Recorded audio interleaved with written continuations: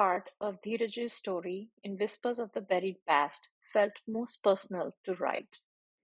Hello, and thank you so much for having me. Ladies, you're doing a great job, and I am a ardent follower of Chai in the Bay. And thank you so much for having me. I'm so glad you read the book and you enjoyed it. To answer your question as to which part or what part of the book felt most personal to write, I think it is primarily about when I wrote about the duality of life, about especially about the father and the son relationship dynamic, the rifts that are created because of generational gaps and unspoken expectations of parents, and the unmet dreams that Dheeraj had. So I think that was the most personal and the most difficult, I would say, challenging to write, because you don't know where your personal, your lived experience comes in, and what is only imagination or fiction. But the reason for doing that was primarily that I wanted to highlight the importance of communication. And why the duality of life is because legacies like the one that he has, as you were talking about, are also a source of burden. They can be a source of pride, of course, but they can also be a source of burden. And What skills do you think kids need more to prepare them for the future? the skill that kids really need in today's time and world, and the kind of space we are politically, socially, uh, I think critical thinking, if I were to be very, very logical about it, critical thinking, the ability to, you know, make decisions for themselves, see right from wrong, those are the skills we need. Are we able to give them the tools to do that, is what we need to question. But if I were to look at the situation we are in right now, I think the skill I would like everybody to have, or the children to have, is kindness, and I think that kind of percolates down from the parents, the society, and the adults around us. So if a child sees constant kindness, or parents in the house behaving in a kind manner, talking in a kind manner to other people, being inclusive, I think that is a skill that it would develop on its own. However, in today's time and world where there is a technological boom, there is AI. I think critical thinking and the ability to see right from wrong, as to having your own moral compass placed correctly, the ability to stand up for right and raise your voice for that, rather than just smile and nod off because it's not my problem. I think those are the skills we need to kind of develop. How does creativity change in the world of AI? Certainly, creativity is going to completely show a new facet now with how fast AI is developing. We should get with it because it's not going anywhere. So saying that that this is not going to happen, and I don't agree with it, whether you agree with it or not, it is happening. So accept it and see how you can utilize it to the most advantage that it can give you. To my mind, it's a very good research tool in terms of, unless you have a huge team of researchers, etc., for people like us who are nighttime authors or write in the night, it's very convenient to bring about all the material that you need to research on in one place. Um, Unfortunately or fortunately, I had already written Anarkali before I realized that, oh, this I could do this. Um so I spent literally 9 to 10 months just researching on the Mughal Empire, the harems, how Akbar and Salim, where they were, what they were doing, how they were living their lives, etc. And uh, and what happens with people like us is that we get drowned in the material that is out there.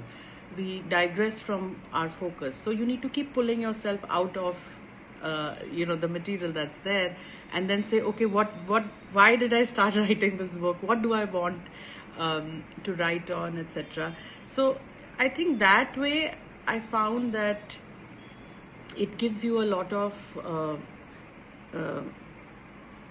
it gives you so in that way I found that it gives me a lot of uh, focused research. I think that is what we need to use on, and I think it ties also to your earlier question on the skills that we need to teach young people, wherein we need to tell them that there is a line that you can draw for yourself. No one else needs to draw it for you. You can draw it for yourself and say that I will utilize this to this extent and no more. So I think that is how we need to use anything that is in front of us, which may be excellent, but to know that too much of anything is not the way to go. I mean, moderation and balance helps always. What is one thing AI will never replace? AI, I don't think will ever replace a creator's voice. It can make the perfect sentence, it can have perfect syntax, it can have the language, the vocabulary, etc. But I feel the essence of a human writing something is lost when you write it through AI. And if you see a lot of books sometimes now where books are coming out, and you can make out that this is written through ChatGPT, etc. Any creator worth their salt will try and stay true to their voice. And why I'm saying that is because AI does not have lived experience. The experience that you or I or any author, creator, musician has will somehow, somewhere seep into their work. It is impossible for them to stay out of sync with what they are experiencing in their life. One word to describe parenting in the age of AI. So one word for parenting in the times of AI would be sentinel, if I can use that word, because I think parents do need to be a little more cautious, a little more aware, a little more guarded around their children, because they don't yet have the tools to discern for themselves. And as parents, I think by communicating, by comprehending what they're saying, we need to be able to have them have the faith in us that we are there for them. That I think that would be the word. What do you hope readers take away from Dheeraj's journey? The takeaway from the book is essentially that one can find a solution to the rift between relationships. The only precursor to that is that you need to have the courage to first acknowledge that there is an issue. Now, if you look at the book, Dheeraj does grow, but first step is that he confronts his fears, he confronts the issue, he confronts the problem. It is only after he has accepted that there is a problem that he looks for the solution.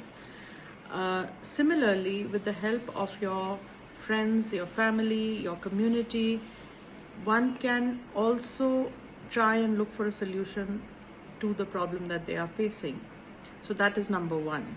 Now, just like the rift between Arun and Dheeraj was essentially sorted out, or at least there was a beginning towards a solution, that healing is possible only through acceptance and alignment.